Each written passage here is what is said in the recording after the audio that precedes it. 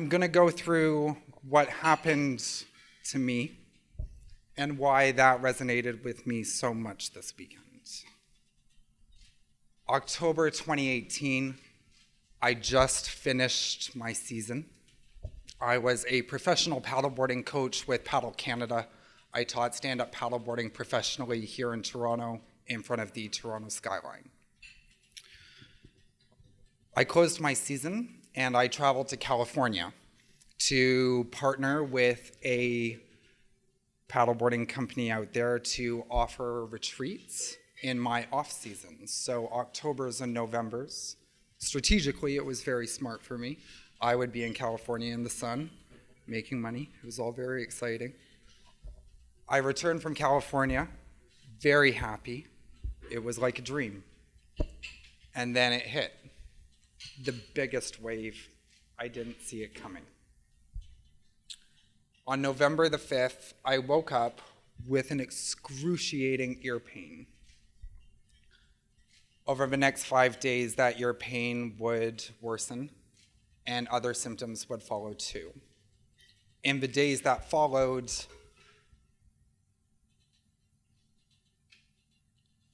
I would lose some of my hearing in my affected ear. My ear actually turned completely black. My face dropped on the right side of my face, complete facial paralysis. My 5th, 7th, and 8th cranial nerve just dropped. And by the 5th day, I couldn't really walk. Over those 5 days, I went to a walk-in and 3 hospitals.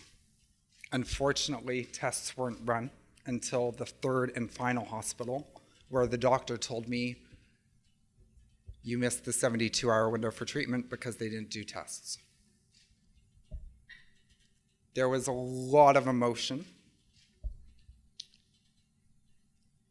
So I'm going to take you on a journey breaking down the months and how it eventually got better. In December, things were not really good, obviously. I could not really walk. We didn't know what was going on, and it was very defeating, very depressing. Christmas, I remember sitting on my dad's couch. We were all opening presents. You know it's not good when you open up all your presents and they're all sweatpants. Like, it's just not good. Like, it's like a sign. Like, they're just saying, like, we love you and we want you to be comfy, but we really don't know how this is going to go. But it was really nice. It was also what I thought at the time to be quite possibly the last Christmas that I was going to be spending with my family. I couldn't look at myself in the mirror, although my face is gorgeous now. At the time, with it sunken in and how I looked, what I saw, it was very hard. In January, we went to see a balance testing specialist. I didn't even know that they had those, but they do. And I performed a lot of tests. I had to follow, I remember sitting and they had this machine, and I had to follow a red dot. And when I move my head, I get really dizzy. I still get really dizzy. Also, when I move my head up, I get really affected with my balance.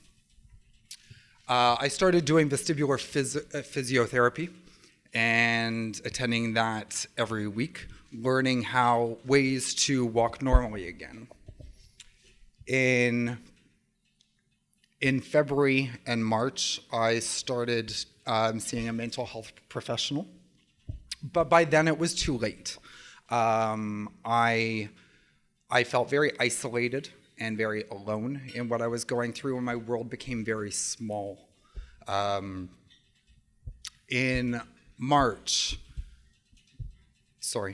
April 2nd, I sat in a specialist's office, April 2nd, and I was told your reality of your paddleboarding is over. You will also no longer be doing car trips. You will also no longer be flying on planes. It's going to make you very sick. Your life is very different.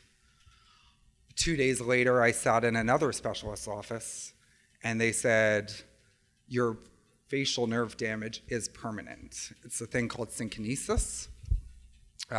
This was all a reactivation of my chickenpox virus, by the way. Shingles, when it attacks your eyes, your ears, is called Ramsay-Hunt syndrome. It's very rare. Shortly after that day, in April, at the urgence of my family, they said, Mike, you need to go get some help. You're not coping, you're not processing the grief. And I did. I needed to process the grief, the anger, the rage that I was feeling in a planned life lost. So I did. I went and I stayed at a mental health treatment facility. And it was great. It was great, actually.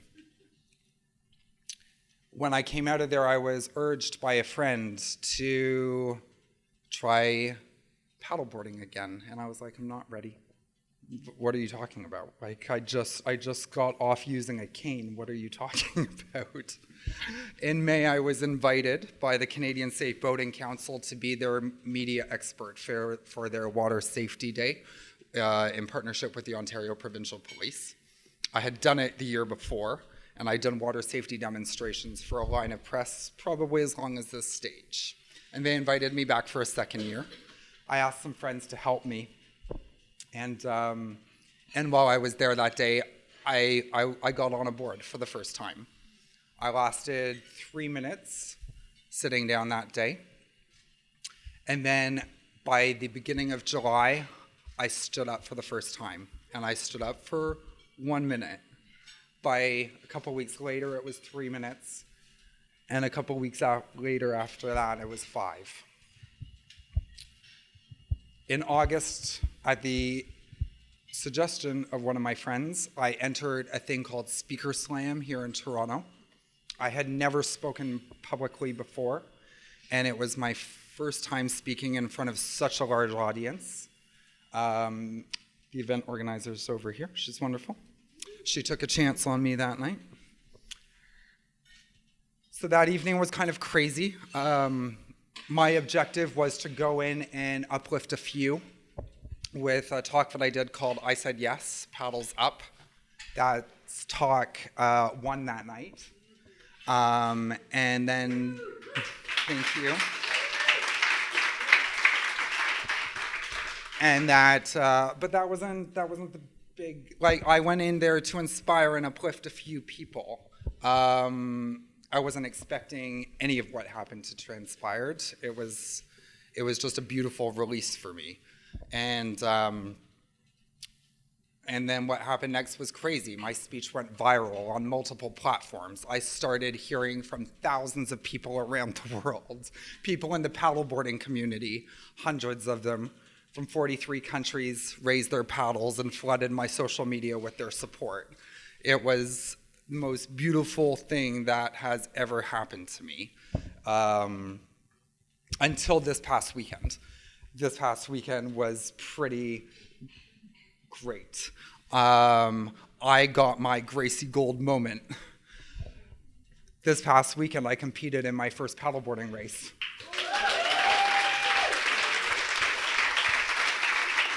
Thank you.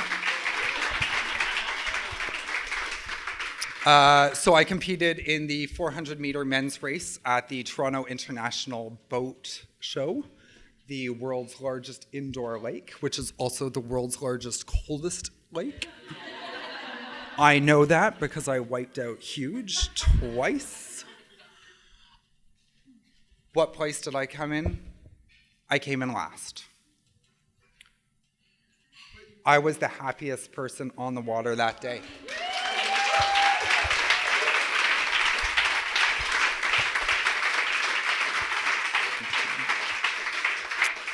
I'm going to just say a line from the speech that I did in August.